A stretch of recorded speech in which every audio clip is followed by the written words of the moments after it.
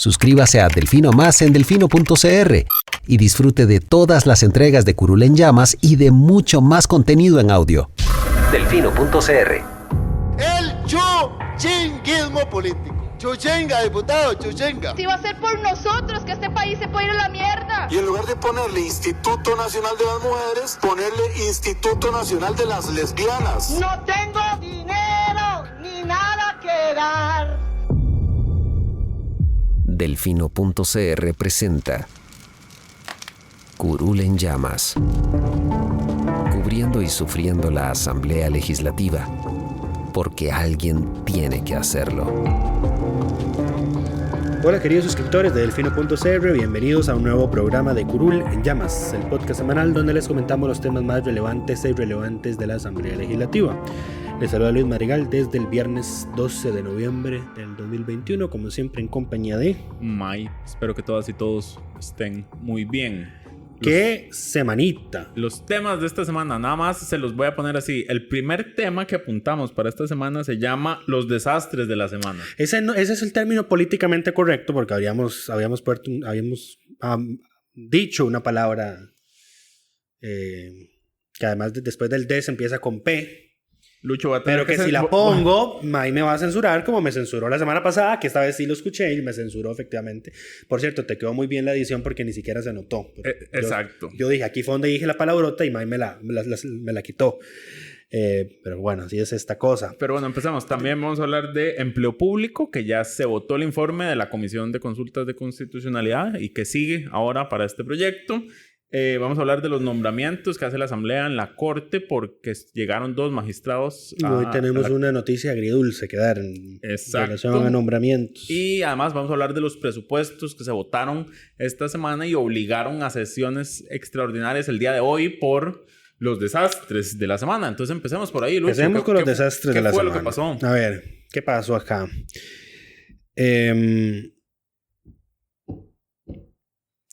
Parece que la campaña vuelve a los diputados más tontos, o los pone somnolientos, o más dispersos. O los distrae porque están en sus los teléfonos. Distrae. Yo no sé qué carajo está pasando. Y también, qué pena decirlo, pero está afectando a doña Silvia Hernández, porque esta semana... se le ha ido de la mano el control del plenario. Se le fue de las manos y luego tomó, digamos, ahí una medida de represalia. Que fue la que obligó a todos a que sesionaran hoy en la mañana. Pero bueno, ¿qué pasó? Esto fue parte culpa de ella. A ver. El martes, para ser específicos. El quórum se volvió a romper. Ya en noviembre llevamos 2 sesiones con el quórum roto. Exactamente. ¿Por qué se rompió el quórum? Resulta y acontece... bueno, están en la discusión del presupuesto ordinario. Ya todos saben, eso tiene prioridad en la agenda de plenario. Siempre la tiene y no por nada la oposición le quiso que noviembre pasara de ser un mes de sesiones ordinarias a ser un mes de sesiones extraordinarias para que sea el gobierno el que cargue con las malas estadísticas de aprobación de proyectos que tiene noviembre siempre, absolutamente siempre. ¿Por qué? Porque cuando llega la segunda parte de la sesión a las 4 de la tarde, de 4 a 6, lo que hacen es que presupuesto ordinario tienen que discutirlo durante 1 hora y 45 y los últimos 15 minutos quedan para el resto de proyectos. Y si uno ve la agenda de proyectos que convoca el Ejecutivo, pues no hay mucho de dónde sacar, ¿verdad? Entonces, todo se vuelve súper aburrido. Se vuelve más aburrido cuando los diputados, que digo yo son más insípidos que una papa sin sal, hacen discursos de 46 minutos leyendo. Entonces, los diputados se van al cafetín, se van a su oficina. Podemos dar gracias que en Costa Rica no se permite lo que se hace en Chile, que un diputado habló por 12 horas. La ley Lázaro, 15 horas habló. 15 horas. ¿Usted se imagina oír algún diputado 15 horas? No se puede. Sí. Por dicha aquí, salubridad no les permite sesionar después de medianoche. No salubridad, las reglas de salud ocupacional. Eso. Y no por ellos, sino por el resto de funcionarios, sí, exactamente. El resto de personas. Porque sí, en el periodo constitucional anterior y antes de que se implementaran esas reglas de salud ocupacional, los diputados a veces sesionaban hasta las 8, 10 de la noche, aunque luego este diputado del PUS, que era presidente de la Asamblea, que lo puse ayer en mi lista de diputados que yo pondría, del periodo 2014-2018 que tienen asegurado un campo en mi Asamblea Legislativa soñada. Estás hablando Rafael Ortiz Fábrega. el embajador en Reino Unido. Ese. Siempre nos invitaba a PIX cuando hacía sesiones largas. Muchas gracias, don Rafael. Pero siempre en el Cora. Pero bueno, volviendo al punto. Doña María Inés Solís es la diputada que va a hacer un discurso de 46 minutos para hablar del presupuesto ordinario. Los diputados empezaron a salirse. Y a doña María Inés no le gusta hablar sin quórum. Es que ninguno... A ver, hay que recordar, ¿por qué es que en las sesiones es obligatorio que haya 38 diputadas y diputados presentes? Porque así está reglamentariamente dispuesto. No, porque la Constitución es la que lo dice. Entonces, ni siquiera es que se puede modificar por un acuerdo interno. Para iniciar y cerrar las sesiones se necesitan 38 votos. Hay que mantenerlo durante todo el tiempo. Hay que mantenerlo, exacto. Ya esto lo hemos dicho, los parlamentos modernos son tan modernos que pueden sesionar el plenario y las comisiones al mismo tiempo. Y nada más, cuando hay alguna votación, lo que hacen es sonar unas campanitas y ya los diputados van y votan. También los parlamentos modernos no tienen reglas de 1949. Este es el problema de poner reglas de este tipo en la Constitución y no dejarlo todo vía reglamento. Y eso que nuestra Constitución es de las más modernas. Según...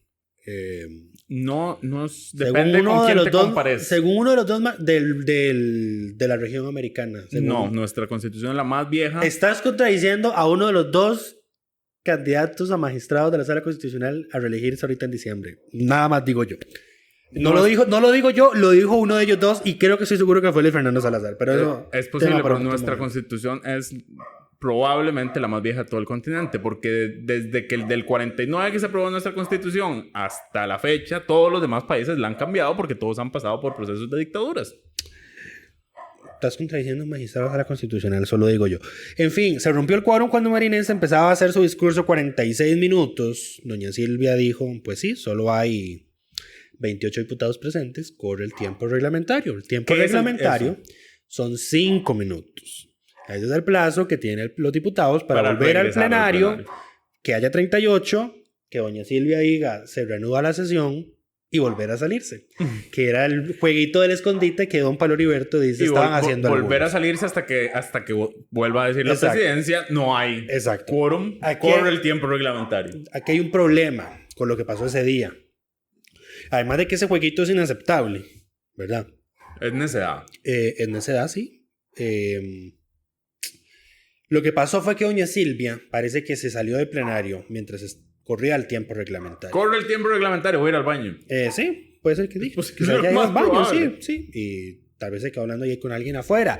El tema es que pasaron los 5 minutos cronometrados y no había nadie en el directorio para decir cerrar puertas o se reanuda la sesión o antes de que se venzan los 5 minutos y no hay 38 dicen atención a las puertas. Eso es un mensaje a los sugieres de atención a que cuando yo diga cierre puertas, tiene que cerrarlas de golpe y en el momento, ¿verdad? Pero no había nadie en el directorio para decir eso. No estaba... Dejaron el directorio vacío. No estaba Silvia, estaba Carlos Avendaño, no estaba Araceli Salas, no estaba Xiomara Rodríguez, al punto de que el que tuvo que llegar a la mesa fue Otto Roberto Vargas. Pero Otto Roberto Vargas no dijo se reanuda la sesión o atención a las puertas. Doña Silvia llegó al minuto 6. Llega al minuto 6. Ya había pasado el tiempo, exactamente. La sesión se extinguió. En ese momento. Se extinguió, venció los 5 minutos y que no se tomó acción alguna. Y era evidente que no había quórum. La sesión se extinguió, doña Silvia llegó al minuto 6 y empieza a pedir, ¿cuántos hay? ¿Cuántos hay? Tenía el micrófono abierto, ¿cuántos hay? Y no le decían cuántos habían. Entonces, llega un minuto tarde y luego pasan 30 segundos hasta que alguien le dice, no hay quórum. Entonces ella dice, cerrar puertas. El problema fue que antes doña Silvia dijo, se reanuda la sesión. Entonces, aquí fue donde los diputados que al parecer entraron y dijo, se reanuda la sesión, se volvieron a salir. Y entonces cuando ella dice, siéntense porque no tengo certeza que haya quórum, y dice, luego cerrar puertas, algunos diputados se quedaron afuera. Entre ellos, Patricia Villegas del PIN, y Nidia Céspedes de los Independientes. Hubo otros ahí, 2 diputados más. Luego llegaron a reclamar de que, ¿qué fue lo que pasó? Y que no sé qué. Tras de que deben, cobran. Tras de que deben, cobran, ¿verdad?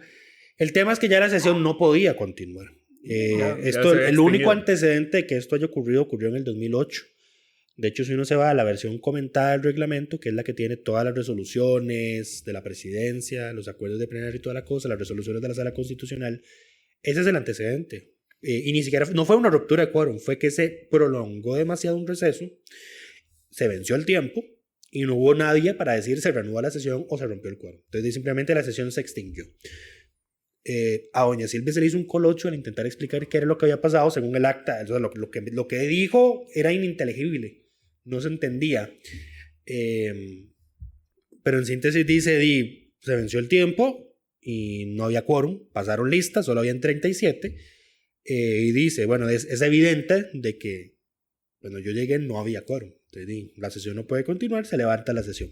Claro, ahí no hay problema si no continúa. El problema se presenta si hubieran dicho, seguimos después de que pasó esto. Claro, y ahí se anula absolutamente todo lo que hagan posteriormente. Sí, especialmente si hubiesen votado algo. Ahora, ¿cuál es el problema? Que, recordemos, los proyectos de ley requieren por lo menos un día en el medio entre su primer y segundo debate. Correcto.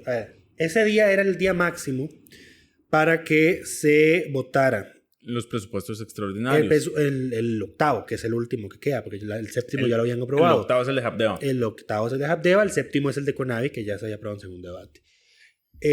Hay una norma en el reglamento que dice que cuando pasa un mes después de iniciada la discusión de un presupuesto extraordinario, tienen que aplicarse las reglas finales del presupuesto ordinario. O sea, fechas fatales. Exactamente. Que es... bueno, el presupuesto nacional tiene una fecha máxima para ser aprobado en primer debate y si no se aprueba, se entiende que queda automáticamente aprobado. Si no se vota, se da por aprobado. Ajá. Y lo mismo para el segundo debate. Entre uno y otro hay un día de diferencia. Y eso pasa igual con los proyectos de ley. Si votas un proyecto en primer debate el lunes, no puedes votarlo. Si se pudieran votar proyectos ordinarios en miércoles, lo votarían miércoles, pero se vota jueves. Si lo votas miércoles, ahí sí puedes votarlo inmediatamente el jueves, queda ese día en el medio. Si lo votas martes. Si lo votas martes, sí, perdón. Pero bueno, como no lograron votarlo el martes, tuvieron que verlo miércoles, votarlo en primer debate y necesariamente tenían que votarlo viernes. Pero lo que pasó el miércoles, el miércoles había sesiones de comisión convocadas. Correcto. La regla... esa que aplicó doña Silvia, dice que cuando se tramita presupuesto ordinario, en esos 2 días, las comisiones de ningún tipo... Cuando estamos en este momento, digamos, del proceso en un presupuesto ordinario, nada más puede suceder. No, sí, exacto. Comisiones y demás. No y ella se lo las aplicó a este presupuesto extraordinario porque ya tenía más de un mes de presentado. Así es. Y entonces lo que hizo fue obligar a que nadie fuera a... No podía pasara haber nada fuera del plenario para ver si acaso todos llegaban. ¿Cuál es el efecto de esto? Esto tiene que ver con la forma en la que se pagan las dietas de los diputados. Las dietas de los diputados tienen un tope mensual un poquito menos de 3 millones. ¿Cómo se calcula eso? Sí, son 2.900.000 y algo. Eso se calcula, lo que recibe cada diputado al mes es la cantidad de sesiones a las que el diputado de plenario y comisiones a las que el diputado está obligado a asistir.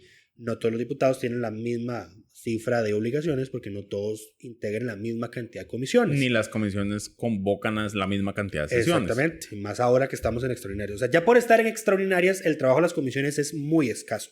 Entonces, del todo, inclusive hay del todo comisiones que no están sesionando. Que no tienen proyectos. Entonces, ahora, la dieta de un diputado vale más de lo que valía en sesiones ordinarias porque ahora tiene menos sesiones a las que está obligado a asistir. La dieta no, la asistencia a un día de plenario vale más. Eso. Entonces, si usted falta un día y no lo justifica o no tiene permiso, va a recibir menos plata a final de la quincena. Correcto. Nada más recordar un paréntesis. Tampoco es como que justificarse a ciencia nuclear. Exacto. Porque basta una notica que diga que estaba haciendo actividades pertinentes a su cargo sí. Y ya se le justifica la ausencia y se le paga la dieta. Pero bueno, ese día doña Silvia mandó una comunicación en la noche diciendo, bueno, voy a aplicar esta regla del reglamento, mañana no va a sesionar ninguna comisión.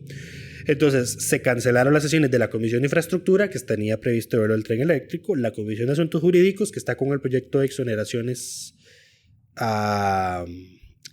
el proyecto de exoneraciones fiscales, la Comisión de Asuntos Económicos, la Comisión de Asuntos Agrarios, la Comisión de Asuntos Agropecuarios, la Comisión Investigadora del caso Cochinilla y los mini plenarios que tenían previstos segundos debates. Todo eso se canceló y solo podían ver presupuesto, que fue muy gracioso porque, llegaron el miércoles y lo votaron rapidísimo. No pasó mayor cosa.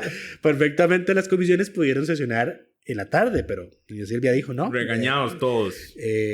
No, aquí va a ser parejo, no va a haber sesiones de comisiones, todos a plenario, y el viernes hay sesión a la tarde. Y si no quieren esperar hasta la tarde para irse a sus comunidades, pues tienen que aprobar el jueves una sesión, el miércoles mismo, sesión extraordinaria para el viernes en la mañana, como efectivamente pasó. Hoy estamos grabando un poquito más tarde porque hoy a plenario en la mañana.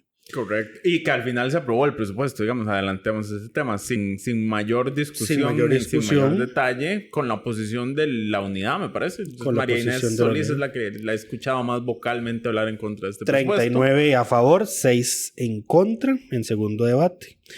Sí, fueron 4 del PUSC, Eric Rodríguez y otro Roberto Vargas. Claro, ¿y por qué están en contra? Bueno, este era el presupuesto. Recordemos que le asignaba 6,000 millones de colones a Habdeba para su proceso de transición, entiéndase el despido o la terminación laboral de mucha parte de su planilla que ya no tiene necesidad de tener por la entrada en operación del ATM. Recordemos que esta Asamblea Legislativa aprobó, digamos, que una ley rescate de Habdeba que le daban una millonaria cantidad de plata para liquidar a los funcionarios que ya no necesita, precisamente.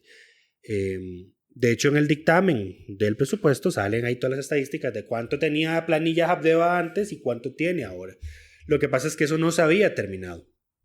Y recordarán que el sindicato le embargó las cuentas a Habdeba porque decía que Habdeba no estaba cumpliendo con una de sus obligaciones establecidas en la convención colectiva. El sindicato no. Las culpas dónde van. El sindicato lo pidió y un juzgado le dio la razón y embargó las cuentas. El juzgado le pudo haber dicho que no. Si el sindicato no lo hubiese pedido, no se hubiese embargado. El juzgado pudo haberle dicho que no al embargo porque no tenía ningún sentido. No, es que esto no es una cosa de que tenga sentido, no, es de quien tiene... Sí, cómo no, todo tiene que tener sentido. sentido. Es de quien tenga razón en derecho. Las resoluciones judiciales tienen que tener sentido. Era una petición irracional. No tienen que tener sentido, tienen que estar apegadas a legalidad. Exacto. La solicitud del sindicato reunía los requisitos de legalidad y por eso se le concedió el embargo. Ya un juez después lo quitó.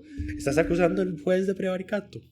Pues no lo puedo acusar porque no sé quién es, pero se podría revisar esa resolución. Bueno, en fin, las cuentas de Habdeba quedaron embargadas a solicitud del sindicato. Eso sí. De Habdeba por un largo periodo de tiempo. Eso pues puso aprietos financieros a la institución porque tenía embargadas las cuentas donde las que pagaba salarios y las que estaba pagando las liquidaciones y toda la cosa.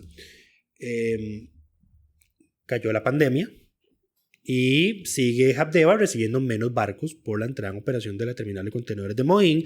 Hasta ahora que ya ciertas empresas hartas de las presas, literal, que se hacen en la TCM, de APM Terminals, decidieron cambiar el tipo de modalidad de barco en el que transportar sus mercancías para que Habdeba pueda recibirlos. Porque recordemos que aquí hay otro pleito parejado en la vía judicial también, gracias a José María Villalta, que es la orden del MOP de que Habdeba solo puede recibir barcos que transporten 100% de contenedores. No puede recibir. No puede recibirlos. O sea, tiene que ser otro tipo. Si es contenedor y algo más. Se llama fully container ship, solo los puede recibir la TCM. Correcto. Digamos que los graneleros. Y de hecho, el pleito de Habdeba en realidad es que ellos dicen que la ATM está recibiendo barcos que no son solo fully container ships, pero al parecer ahora hubo una serie de productores que movieron, digamos, y dijeron que pasémonos a este otro tipo de barco para que Habdeba pueda recibir nuestros barcos. Porque Habdeba está cobrando más barato y si tiene desocupados los puertos, naturalmente tarda menos en desembarcar. Correcto. En fin, y pues sí, el embargo, la pandemia y la caída en su operación comercial, pues le generaron ese hueco financiero. Necesitaba 6,000 millones de colones, Hacienda se los iba a dar así como así. Sin embargo, la condición de Liberación Nacional, específicamente los diputados Julián León y Gustavo Viales, es que solo iban a apoyar eso si Habdeba quedaba obligada a devolver esa plata. Eventualmente en algún momento. A como está obligada a devolver la plata del rescate financiero de la ley de reestructuración. Eso lo metió, creo que fue una idea de Erwin Masís del PUSC. Pero sí, de hecho estos 6.000 millones queda obligado a devolverlos en los mismos términos de esa ley, que son, bueno, Hacienda tiene que fijar las condiciones de pagos anuales, periodo de gracia hasta 5 años, un plazo adicional no mayor de 20 años y al menos el 50% de esa plata tiene que ser cancelada en efectivo. Claro, y es pagar la deuda, porque si Habdeba no puede pagar la deuda, ¿quién la asume? El Estado. Sí, es una empresa estatal. Entonces el Estado se queda con la deuda que tiene con el Estado. Muy bien. La otra, hay una cláusula ahí como que es... Como o sea, que sí, yo entiendo la necesidad de meterlo. se puede, digamos pero... que Habdeba puede pagar con sus activos. Puede venderlas. Los activos del Estado. Puede venderlas, sí. Exacto. A ver, esto es tan incoherente como cobrarle impuestos a las propias empresas del Estado. Sí. Mete toda la plata, mete todo en Hacienda y listo. Todo bueno, exacto. No vamos a volver a esa discusión. Ese fue el despelote del martes. Eso fue solo el martes, porque hubo otro despelote. Y estamos omitiendo lo que pasó en la Comisión de Jurídicos.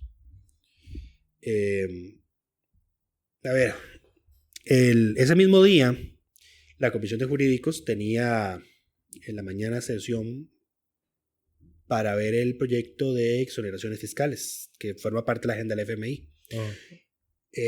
Resulta y acontece que Franji Nicolás había presentado una moción de audiencia con gente del Banco Popular y de Desarrollo Comunal, pero Pedro Muñoz dijo, este proyecto ya se le venció el plazo para ser dictaminado.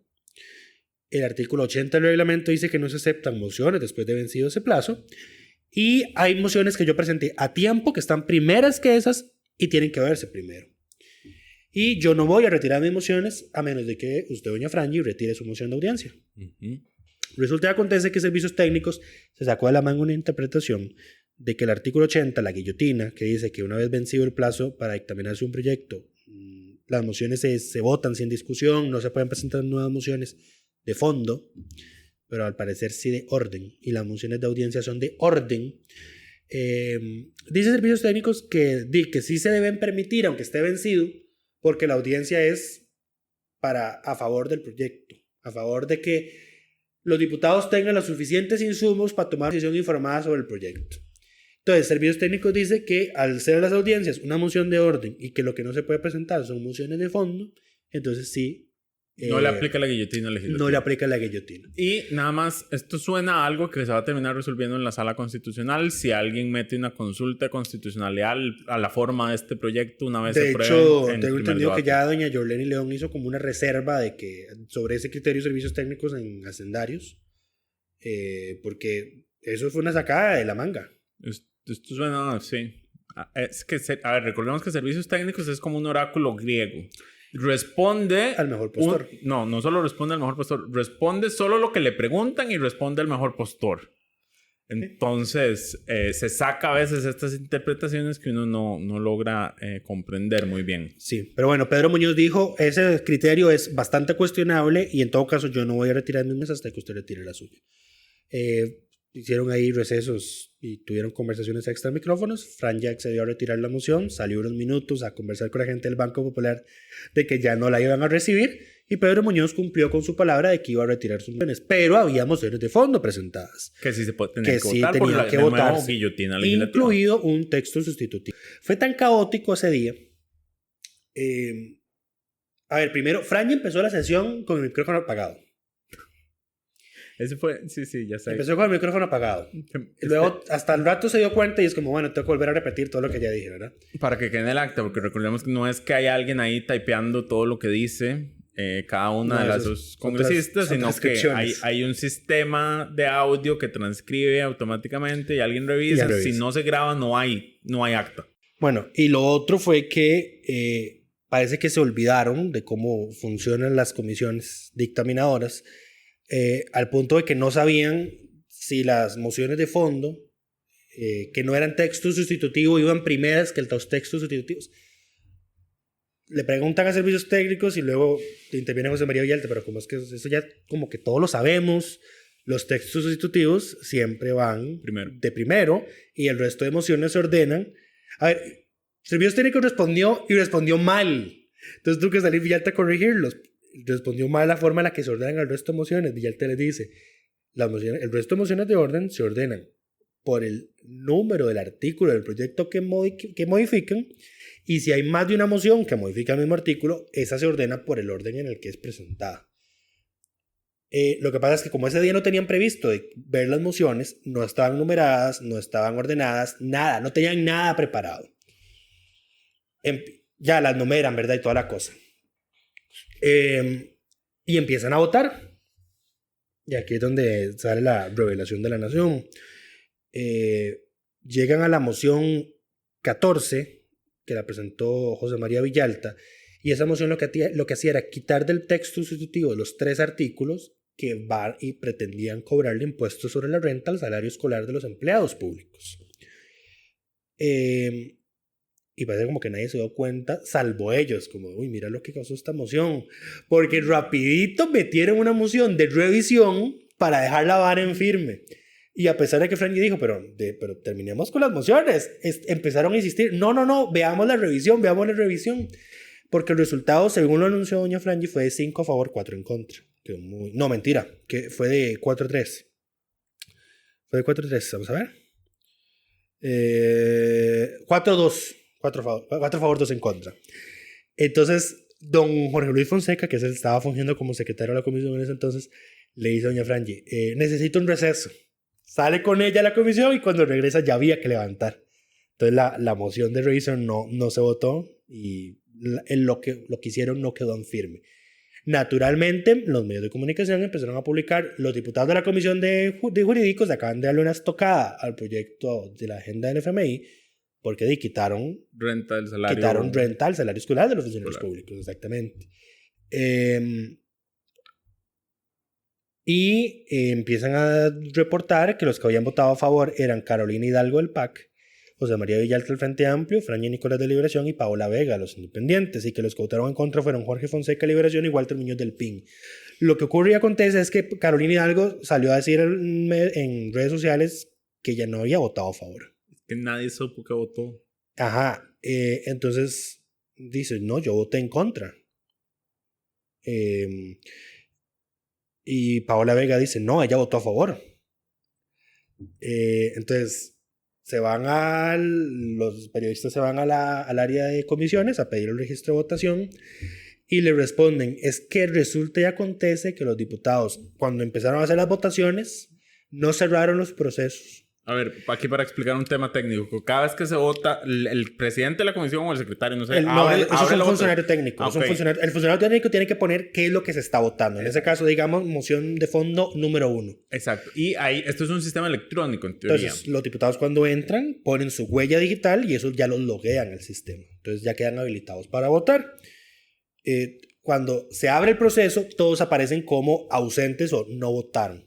Porque nadie ha votado, nadie se ha manifestado. Ya luego empiezan a votar, pues, a favor o en contra, y como se abrió, tiene que cerrarse y la presidenta tiene que leer el resultado. Correcto. Aquí no pasó eso. ¿Qué fue lo que pasó? Que se abrió una votación, la primera votación, votaron a como iban a votar y no cerraron el proceso. Empezaron a votar sobre votación, entonces nunca se cerró, no hay registro. Exacto, de nada. Entonces digamos, a un diputado que había votado en contra para la moción 1 y quería votar a favor de la moción 2, cambiaba de posición. Nada más cambiaba la pantalla. Sí, exactamente. Usted, hasta que no se cierre, usted se puede mover de un lado a otro. Exactamente. Entonces, lo que responden en el área de comisiones es no hay registros de votaciones de estas mociones. Sin embargo, y esto yo no lo puse en la crónica porque ya era demasiado tarde. Yo dije, mae, es de hacer demasiado espelote. Y tengo que hacer llamadas para corroborar esto. Y ya era la medianoche. No podía llamar a un diputado a la medianoche. En el stream no se ve cómo votan los diputados. Sale la pantalla, pero es imposible de distinguir cuál diputado es en cada fila. Recordemos que aquí no hay foto, no hay nada, es el nombre escrito. Está el nombre escrito y están ordenados por apellidos. El problema es que este sistema de votación que tiene la Asamblea Legislativa tiene problemas cuando hay con tildes. Los cambia de lugar. Entonces no podemos tener absoluta certeza de cómo estaban ordenados ese día. Además, hay ciertos diputados de los que sí se logra distinguir el puntito de votó a favor, pero no a los que votaron en contra. Entonces, ahí no hay forma de poder distinguirlo. Lo que sí se ve es que esa votación de la moción 14 sí se cerró el proceso de votación. En las anteriores no se cerró, pero en la moción 14 sí salió votación finalizada y salió el gráfico de cómo votaron. Ok, entonces la última votación, esa votación esa no sí era está. Esa no era la última, porque siguieron votando otras. Pero esa votación de la moción 14 sí tiene que estar en el sistema. Pero digo, la última de ese proceso de votaciones. La última de ese proceso de votaciones fue la moción 14 que quitó la exoneración. ¿Y ya pedimos esa información? No. ¿Por qué? Nos van a echar, Lucho. no la hemos pedido. Pero pues que estábamos esperando, yo estaba esperando, a ver, me parece que esta sesión la van a anular. Por supuesto. Todo. Por supuesto. Entonces nada de lo que pasó va a tener mayor importancia. Pero lo que pasa es que, bueno, y van a empezar de nuevo fue a votar todo el caos de lo que mociones. pasó en la Comisión de Jurídicos, ¿verdad? Yo decía, es que esto es antirreglamentario, ¿verdad? Y naturalmente tiene que haber un registro de cómo votó cada uno. Resulta que acontece que el reglamento lo que dice es que donde tiene que haber un registro es en el plenario. Y donde tiene que haber un registro pormenorizado de cómo vota cada diputado es en las etapas finales de cada proceso. O sea, tan mal está redactado el artículo. O sea, cuando votan en primer y segundo debate, digamos que eso serían como nada más las votaciones que tienen que registrarse. Así de mal está redactado ese artículo. Lo que pasa es que en plenario todo lo votan con el sistema informático, entonces de todo hay registro de votación, exactamente. No pasa eso en las comisiones. Es un desastre. Pero sí, la recomendación es que anulen todo eso. Que el día que va a sesionar la comisión de jurídicos lleguen todos los diputados. Porque al parecer la media no tenía los votos para aprobarse. Porque, a ver, si Carolina votó y ella quería votar en contra, en realidad hubiera quedado 3-3 esa habría votación. Votado 3-3, exactamente. 3-3 había no ese empate y se rechaza. Pero además faltaba Pedro Muñoz, que Pedro Muñoz dijo, yo la habría votado en contra. Ya. Entonces ahí era otro un voto menos y habría mayoría negativa. Faltó ese día Mireille Alvarado, que era la secretaria original de la comisión. Yo creo que también eso coadyuva a que todo fuera un desastre, que no estaba como doña Mireille ahí pendiente y que los registros se cerraran en el momento que tienen que cerrarse. Y entonces yo creo que ella la habría votado a favor de la moción, pero de nuevo habría habido un empate y la moción se habría rechazado. Sí. Lo que pasó aquí fue que Coco Fonseca le salvó la tanda al gobierno porque pidió el receso. Pidió que no se ratificara todo. Y que se acabara la sesión y demos esto por muerto. Exactamente. Que bueno, no sería el todo muerto porque luego podría arreglarse con mociones 137. No, vemos todo esto que pasó aquí. Sí. Todo este desastre del día de hoy. Pero bueno, y entonces ese desastre en jurídicos fue primero antes del desastre plenario. Pero bueno, ya abarcamos todos los desastres que pasaron el martes. Pero ya pintaba como mala semana, ¿verdad? Llega el jueves. Llega el jueves. Aquí contexto. Llega el jueves. Hagamos contexto primero. El lunes, si no me equivoco, se votó, no se dictaminó, el informe de subcomisión sobre el crédito del tren. Y este ha sido un tema que ha generado discusión en redes sociales porque hay algunos candidatos, José María Figueres, que insisten en que el crédito se puede aprobar y esa plata se puede usar para otras cosas que no sea el tren. No, eso no fue lo que dijo él. Sí. No, a ver, la posición de Liberación es que el crédito es para el tren. El tema es que no está este tren. No está amarrado a un proyecto Correcto. específico de tren. Correcto. Y eso yo no estoy del todo seguro que así sea. Principalmente los recursos del Fondo Verde sí hablan muy específicamente de este proyecto. Ese es, digamos, es como una pega. Pero yo creo que mientras sea un proyecto del tren y se le cambian algunos detalles, porque además hay que señalar algo. Aquí se habla de que este proyecto del tren, pero el Incofer ha insistido y repetido que el proyecto del tren no existe como tal. Lo que va a haber es unas líneas generales que tiró Incofer, que son muy básicas, digamos que ni siquiera determinan el ancho de vía que va a tener que ofrecer las diferentes empresas. ni siquiera piden la cantidad de frecuencias en vías en horas pico. A ver, hay una controversia y ahí algunos detalles, entre los pero que nada más. dicen que sí se puede y los que no se puede. La unidad es del criterio de que no se puede, de que está amarrado al proyecto del tren del PAC de Carlos Alvarado. Eso no es cierto. Eso es lo que sostiene Pablo Heriberto Abarca, y Pablo Heriberto Abarca, que no es miembro de la Comisión de Infraestructura, llegó ese día a decir, ese proyecto tiene esta circunstancia. Pero doña María Vita Monge, que sí es la diputada del PUS que la Comisión de Infraestructura, dijo, yo voy a votarlo a favor. Y Óscar Cascante, que no está aquí, también lo va a votar a favor. Siguen las rencillas ahí. Siguen las divisiones. En el PUS. Qué extraño. Siguen las divisiones en la unidad. Sí, siguen las divisiones de la unidad. Pero bueno, ahí la que importaba era María Vita, porque María Vita era la que tenía el derecho al voto. Correcto, no Pablo Heriberto, pero bueno, y María Vita lo votó a favor. Figueres dijo, el crédito sí, el proyecto no. El proyecto PAC Esto se no. interpretó de distintas formas. Según Lucho, es específicamente tren sí, este tren no. Ajá. Y una vez que cualquiera sea gobierno va a hacer crédito sí, este tren no. Exacto. Todos quieren que el tren sea suyo. Como ha pasado con doña Laura, con don Óscar, y ahora, bueno, don Guillermo yo creo que no hizo nada de eso. Sí, él tuvo también un proyecto de tren. Sí, él había aprobado.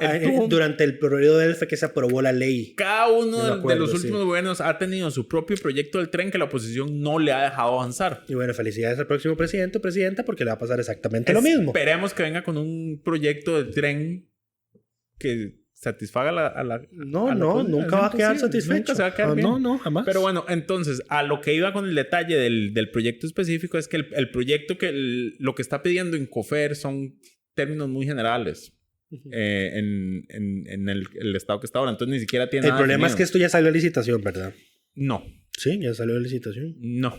Está la prefactibilidad, la recepción de ofertas. Eso. Está en la recepción de hecho, Media interesados. Rueda sacó una noticia interesante de que varias de las empresas que han ofertado Se han quejado. No es que se han quejado, sino como que están sancionadas o inhabilitadas en España. Porque eso es un proceso internacional. O sea, Correcto. aquí están recibiendo sus ofertas de entes internacionales. Entonces ellos hicieron un análisis de quienes ya están participando en el proceso y dijeron, mira, todas estas están sancionadas o están investigadas en Pero España. bueno, también dijo, fueron sancionadas en algún momento, porque había sanciones como el 2004 y es como, bueno, tampoco nadie es perfecto, ¿ah? Y si el 2004 acá no te han vuelto a sancionar, pues bueno, algo has hecho bien. Son más benevolentes en España que aquí, que es el CONAVI inhabilitó a Grupo Rossi por 10 años. Es posible que sean más benevolentes. Y ahora llegó su representante, su dueño, a la comisión de Cochinilla a decir, sí, en el CONAVI se les llamaba Meco y Solís el clan. Pero bueno, no estamos hablando de Cochinilla esta semana. Pero bueno, ese es el contexto. El dictamen no se ha votado. Pasó 5-4 el informe de subcomisión. El informe de subcomisión, que es el momento antes del dictamen, digamos. Correcto. No se dictaminó porque se aprobó una moción para recibir en audiencia al CEFIA.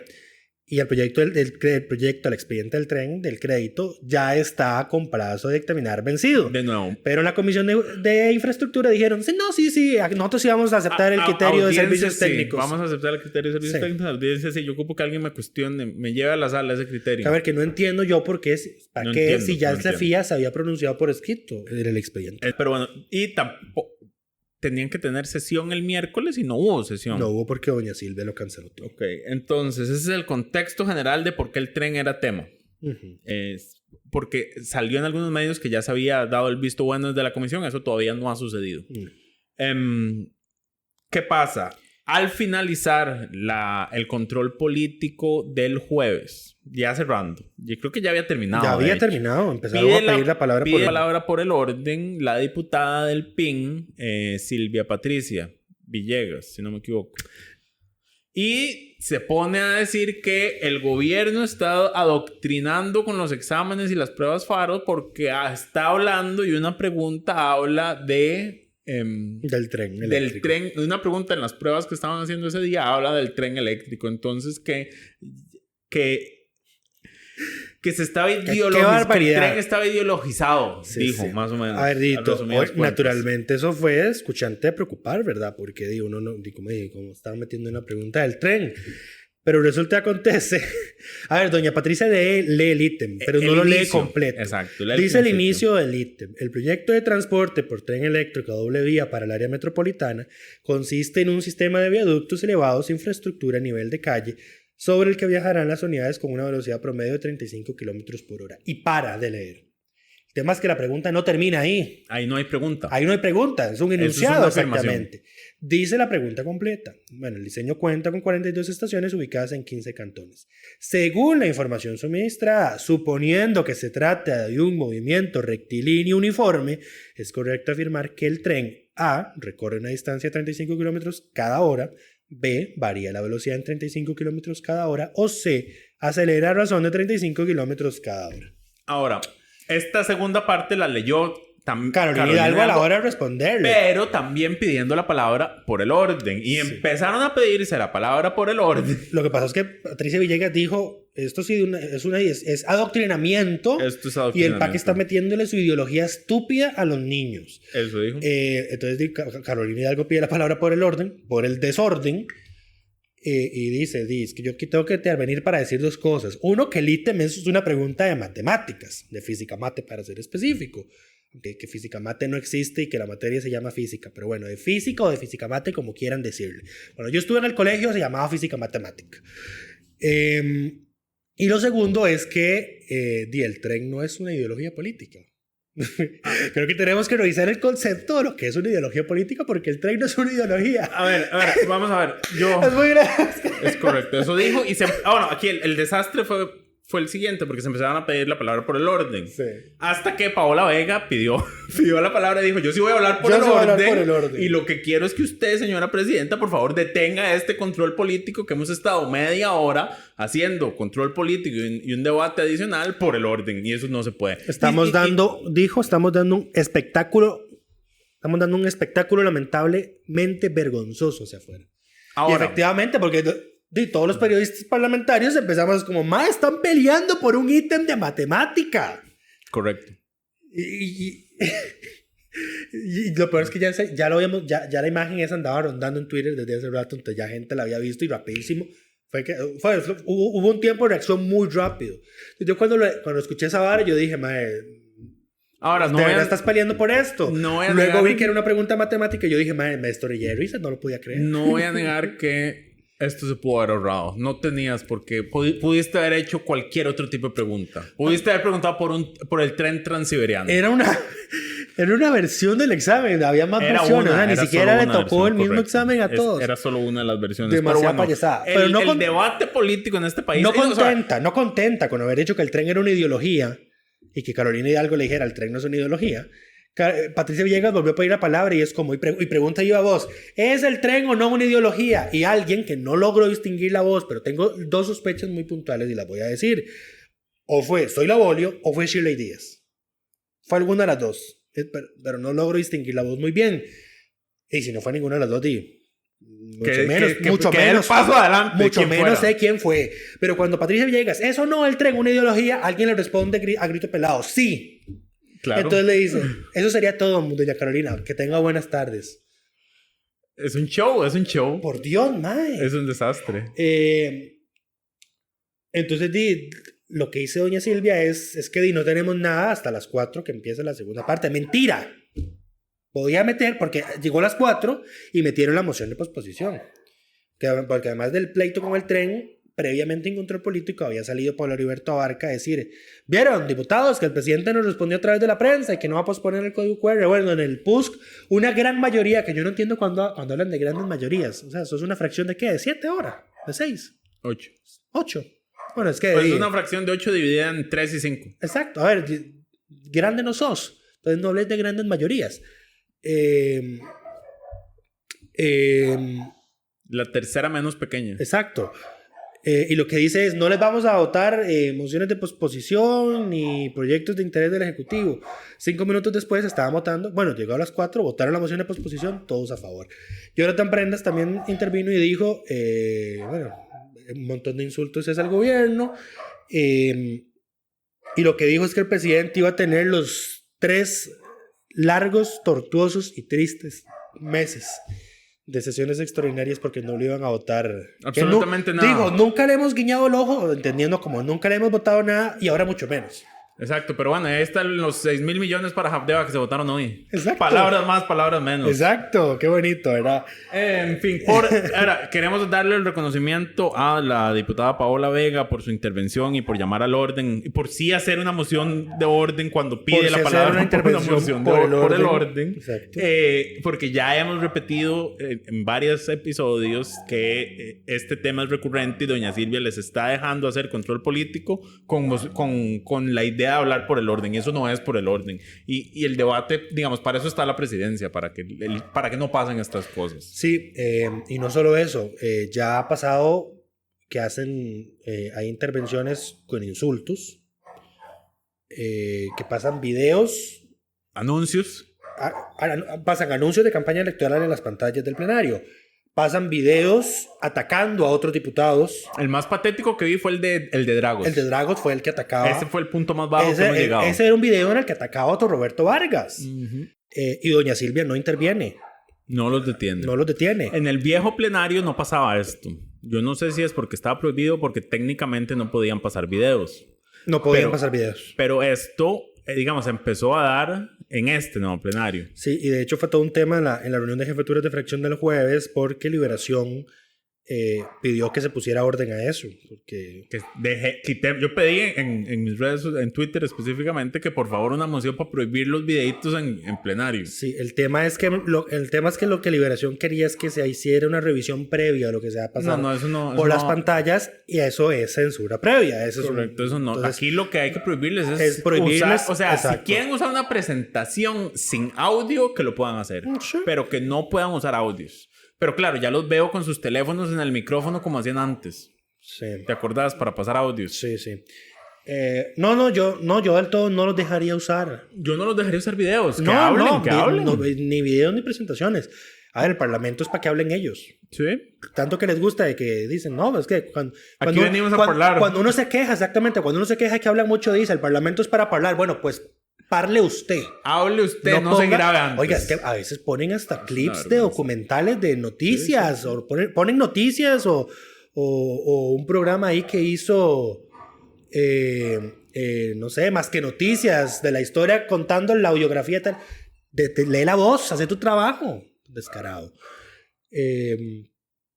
Pero bueno, doña Silvia no ha parado eso y dice, no podemos censurar esa hora previamente, pero vamos a preguntarle a las jefaturas si hay anuencia a emitir un reglamento que regule el tema. No habría regularse, debería prohibirse ya, de entrada. Chao. Listo. Y se acabó el problema. Pero bueno, por haber sido la que él le pidió a doña Silvia que llamara al orden.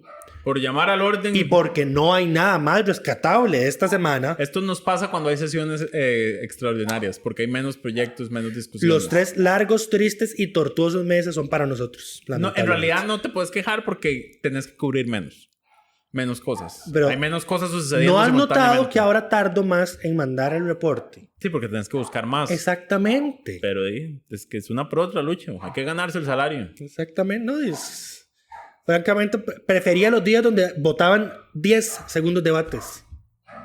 Puro chayote. No, o sea, más o menos, porque agarraba un proyecto interesante, lo explicaba y el resto va para breves. Ahora no. Ahora no, pero bueno. Ahora tengo que estar escuchando cuando Eric Rodríguez dice, sí, el código QR es para que no vengan los turistas, para que los turistas no vengan con dólares y por ende sube el tipo de cambio. Para subir el tipo de cambio. Van a pedir al presidente del gracias Banco Central gobierno por el dólar a 650. Que llegue a dar explicaciones de la política. Hablando de la política macroeconómica, hay dos, es que esto me recordó dos cosas. Uno, que hay una candidata que en el debate dijo que quería regresar a las mini devaluaciones, que hablando de ideologías y que hay que tener una discusión sobre qué es ideología, esa misma candidata en el comparador que hicimos nos contestó que su ideología es provida. Punto, esa es su ideología. La ideología de su partido es provida. Vivimos en un país ese es el nivel de discusión en el que estamos en la política de este país. Vivimos en un país donde los políticos creen que el LGBT es una ideología. Entonces ya la comunidad como que lo iba acogiendo. Como, ¿cuál es su ideología? Entonces para burlarse dicen, la ideología gay. Donde ahora el tren es una ideología. Es parte de la ideología. Es una ideología. El tren es una ideología. Ahora es forma parte de los aspectos de ideologías, y donde ser pro vida también ya es Es una ideología, exactamente. parece. Por lo menos es la ideología de un partido político que aspira a la presidencia de la República. Y a estar en la Asamblea, porque va con doble postulación. Dios nos libre. Dios nos libre, Y por ya favor. para cerrar. con Empleo algo bonito. público, ¿qué pasó? Sí. Eso es para No, cerrar. yo llego a cerrar todo. Comentaron vos, porque ya hablé mucho yo. No, a ver, empleo público, como les mencionamos, ya salió de las consultas de el informe de la Comisión de Consultas de Constitucionalidad con la coletilla aquella que ya hemos mencionado en otros episodios, que excluye a las instituciones que la sala pidió que se excluyeran. El informe se aprobó en plenario, entonces ahora tiene que ir a consultas. 32 votos. Sí, lo cual yo vi que les da para 38 en caso de que la Corte se pronuncie en contra. Con los que estaban ausentes y todos los ausentes votan en sus líneas partidarias, les daría, digamos, para llegar a los 38 Y recordemos votos. que no es que la Corte diga que está en contra, sino que afecta la organización y funcionamiento del Poder Judicial, que ya lo dudo porque ya pusieron esa coletilla en todo, entonces ya el Poder Judicial va a poder hacer lo que le dé la gana. Correcto. Entonces no veo cómo ya digan que va a afectar la organización y Pero bueno, funcionamiento. entonces esto se estaría votando en 10 días, es lo que tengo para contestar. Tienen 5 10 días no sé, hábiles. 2 semanas. Les estaremos comentando cuando lleguen las diferentes posiciones. Hablando de la Corte, el lunes la Comisión de Nombramientos recibió a una magistrada y un magistrado de la Sala Constitucional que están a punto de que se les venza su plazo. Al señor Luis Fernando Salazar, conocido popularmente como el magistrado de la Sala Constitucional.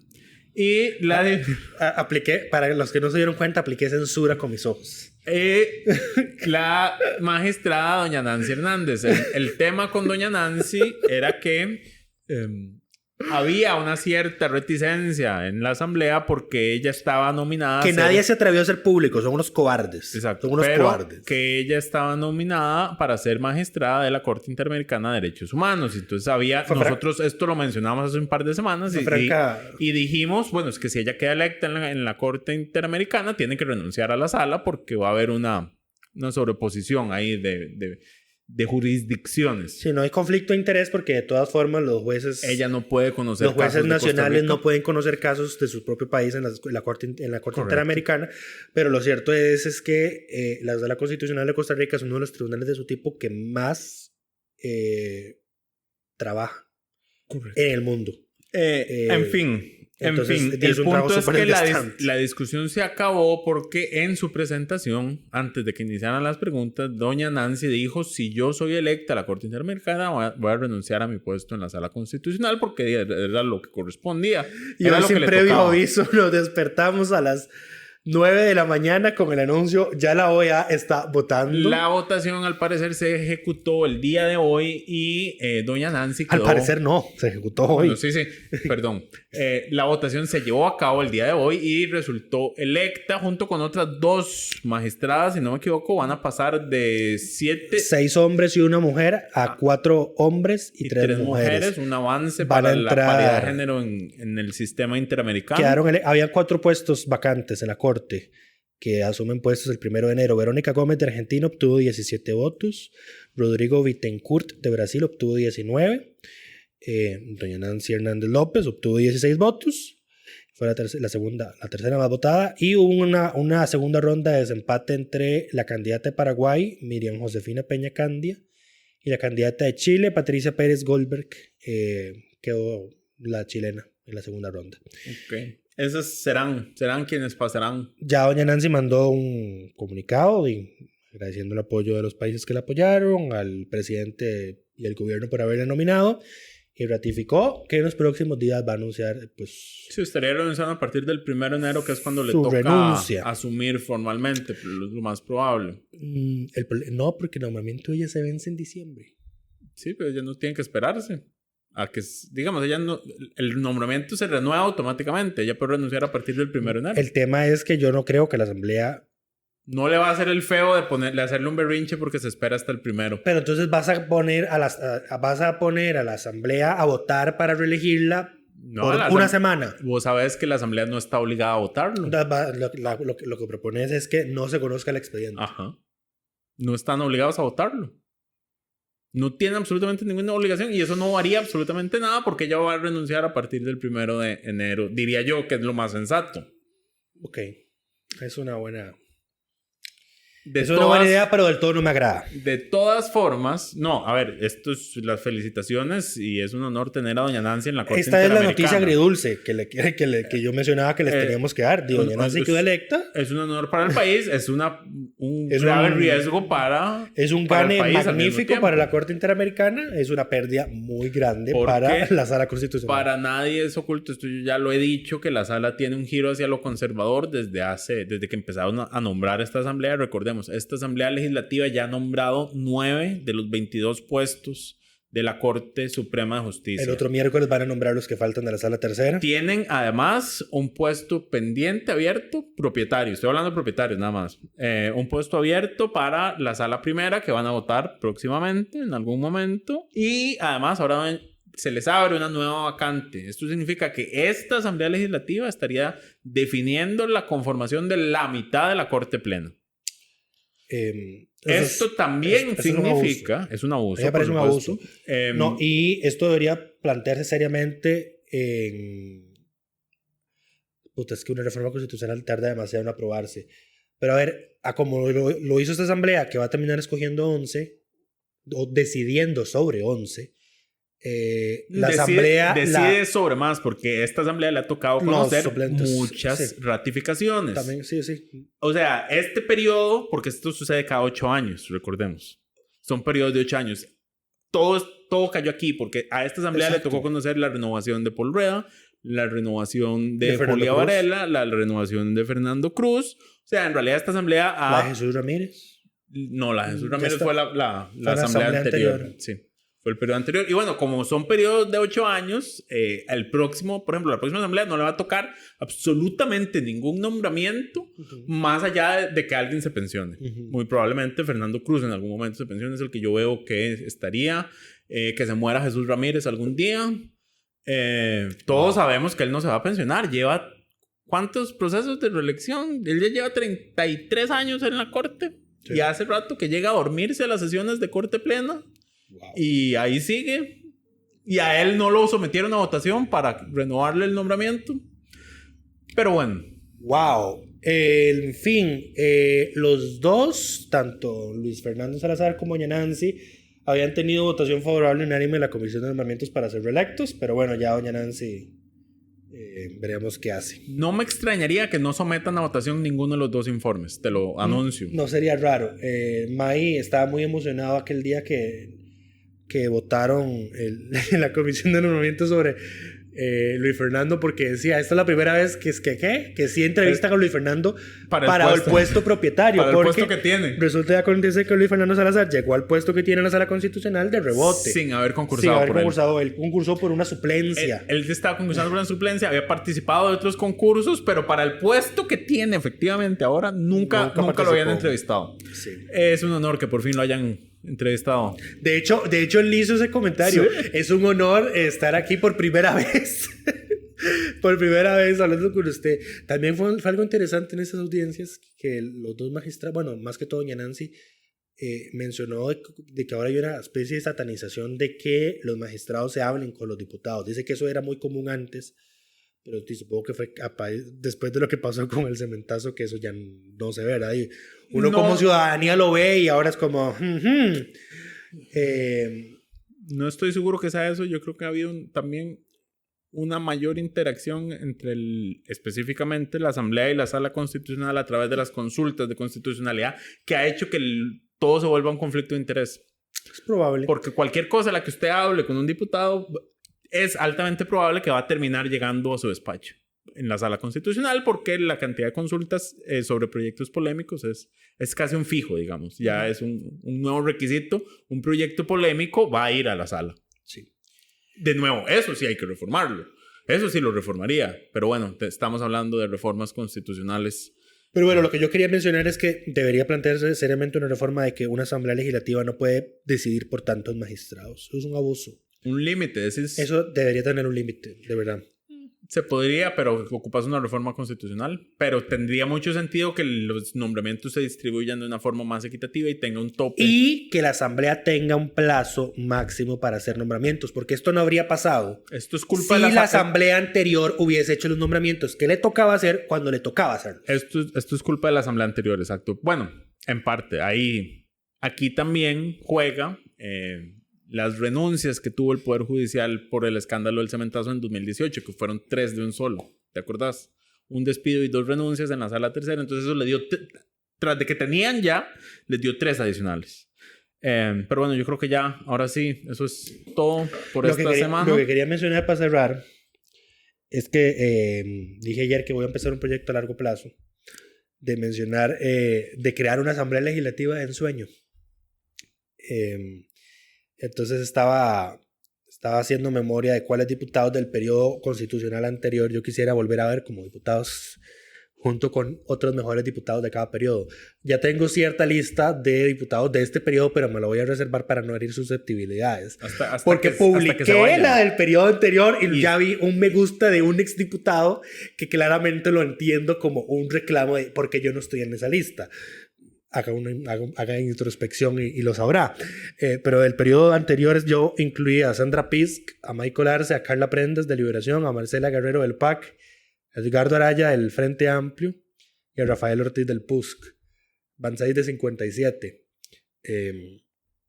Naturalmente tendremos que escoger diputado del año y diputado del cuatrienio cuando esta gente se vaya. Entonces me gustaría leer las opiniones de la gente, que quienes creen que se merecerían repetir al Salón de la Fama de la Asamblea Legislativa de Lucho. Así lo he nombrado. Me encanta ese nombre. Voy a pedir la cruz en diseño. Y eso sí sería todo por esta caótica semana. Esperamos que todas y todos estén bien.